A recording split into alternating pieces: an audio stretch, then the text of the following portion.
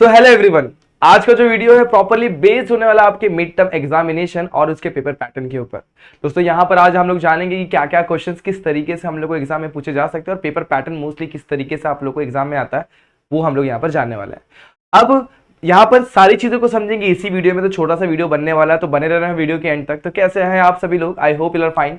तो मैं नशद स्वागत करता हूं आपका हमारे यूट्यूब चैनल जेआर कॉलेज पर।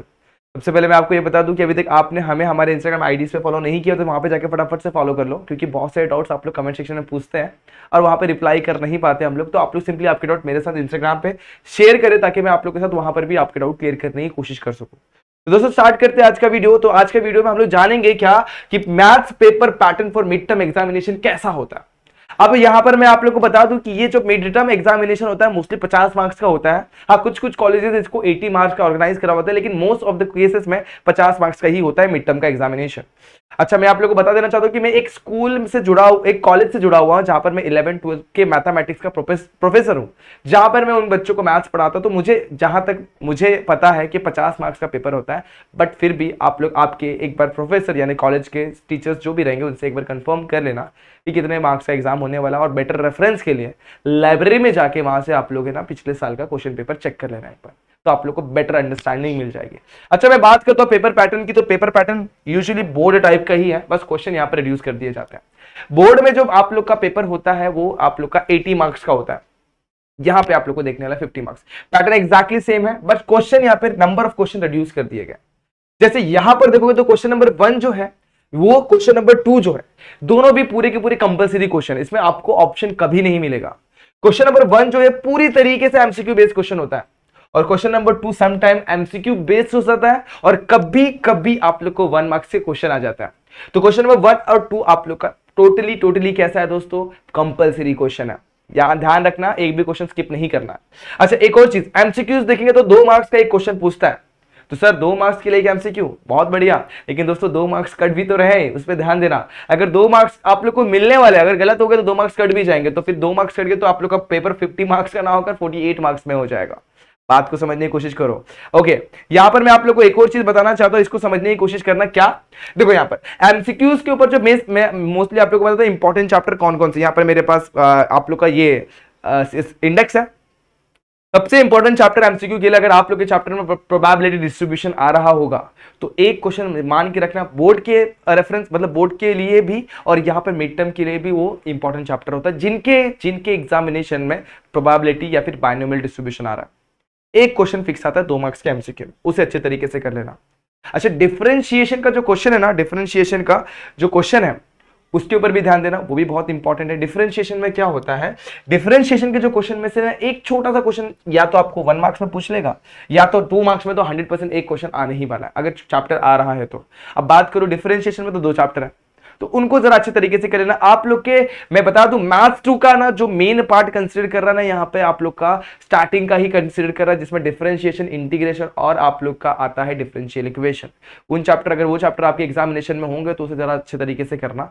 एमसीक्यू का बेस चैप्टर सबसे इंपॉर्टेंट मैंने आप लोग को बताया, प्रोबेबिलिटी में से एक क्वेश्चन आएगा, और आप लोग का मैथ्स 1 में से, लॉजिक में से भी पूछ सकता है। लॉजिक में आप लोग का मोस्टली ड्यूअल, निगेशन और या फिर एंड और वाले क्वेश्चंस को जरा ध्यान देना, वो क्वेश्चन पूछ सकते हैं। तो एमसीक्यू वाला पार्ट क्लियर है।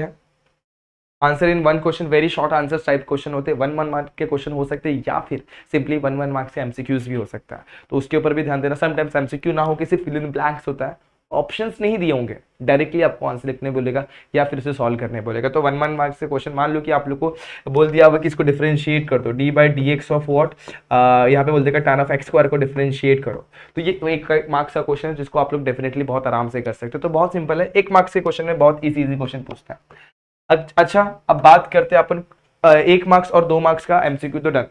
अब बात करते हैं सेक्शन बी जो है ना, आप लोग का 2 मार्क्स का क्वेश्चन होता है। नंबरिंग ध्यान में रखना, क्वेश्चन नंबर 3 से लेकर क्वेश्चन नंबर 13 तक होंगे। क्वेश्चन नंबर 33 से लेकर 13, ये आपकी ये फंडा चल रहा है आप लोग का मिड टर्म का। दोस्तों फिर से बता रहा हूं, मिड टर्म यहाँ पर 3 से लेके 13 तक के 2-2 मार्क्स के क्वेश्चन, और 2-2 मार्क्स के क्वेश्चन आप लोग को पता है कौन कौन से चैप्टर में से पूछ सकते हैं। सबसे पहला जो चैप्टर आप लोग को अगर आ रहा है डिफरेंशिएशन, उसमें से पूछ सकता है। इंटीग्रेशन में से डेफिनेट इंडेफिनेट में से एक क्वेश्चन पूछ सकता है। और बात करूं अगर डिफरेंशियल इक्वेशन अगर आप लोग को आ रहा है तो उसमें से भी एक क्वेश्चन पूछा जा सकता है, इतना कंपल्सरी लेकिन पूछ सकता है। लेकिन बात करूं अगर मैथ्स 1 में से तो 2 मार्क्स का क्वेश्चन किसमें से पूछ सकता है? सबसे पहला ट्रिग्नोमेट्रिक फंक्शन में से, मैट्रिसेस में से, और वेक्टर में से भी क्वेश्चन पूछ सकता है। अब वेक्टर में से कैसा क्वेश्चन पूछता है उसको ध्यान देना, बहुत सिंपल होता है। आप लोग को 2 वेक्टर्स दे दिए रहेंगे और आपको बोलेगा इसका परपेंडिकुलर वेक्टर फाइंड आउट करो। तो परपेंडिकुलर वेक्टर अपन निकलते क्रॉस प्रोडक्ट से, याद रखना, ध्यान में रखना। तो क्रॉस प्रोडक्ट से आप लोग को परपेंडिकुलर प्रोडक्ट मिल जाएगा। अब 2 चीजें होती है, एक ऊपर की तरफ भी होता है, एक नीचे की तरफ भी। ऊपर की तरफ पॉजिटिव वाला, नीचे की तरफ नेगेटिव होता है। ऐसे सिंपल सिंपल टाइप के क्वेश्चन पूछते हैं तो आप लोग को डॉट और क्रॉस प्रोडक्ट डेफिनेटली आता ही होगा।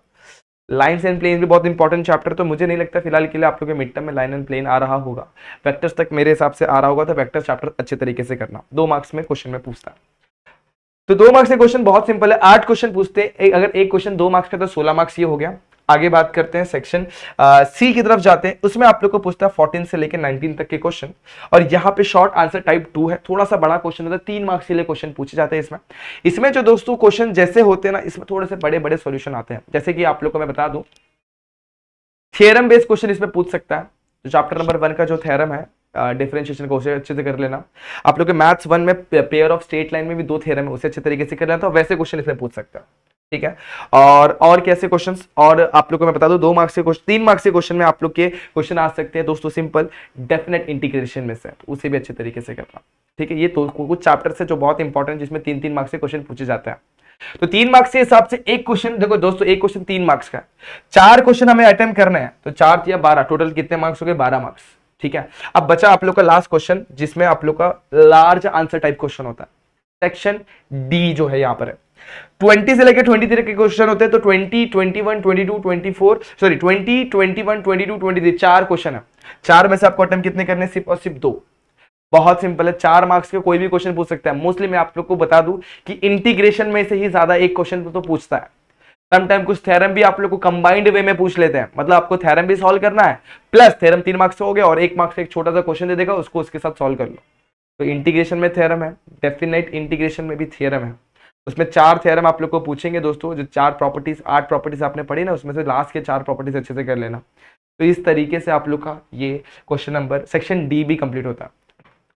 पेपर बहुत इजी होते हैं। अच्छा, अगर आप लोग को बहुत सारे मुझे पता है आप लोग को बहुत सारी चीज़ों की जरूरत पड़ने वाली है आगे जाकर, जैसे कि इंपॉर्टेंट क्वेश्चन और बाकी सारी चीज़ें हम लोग आगे आने वाले वीडियो में आप लोग को प्रोवाइड करवाने वाले हैं। तो दोस्तों हमारे साथ इसी तरीके से जुड़े रहिएगा। तो आज के लिए बस इतना ही। होप ये सारी चीज़ें जो मैंने आप लोग को बताई समझ में आई होगी। पेपर पैटर्न बहुत अच्छे तरीके से क्लियर हो गया होगा और टोटल 50 मार्क्स के क्वेश्चन आप लोग को पूछे जाते हैं। जरा अच्छे तरीके से प्रिपेयर करना। All the best for exam. फिर मिलेंगे ऐसे वीडियो में, तब तक के लिए stay tune and good bye.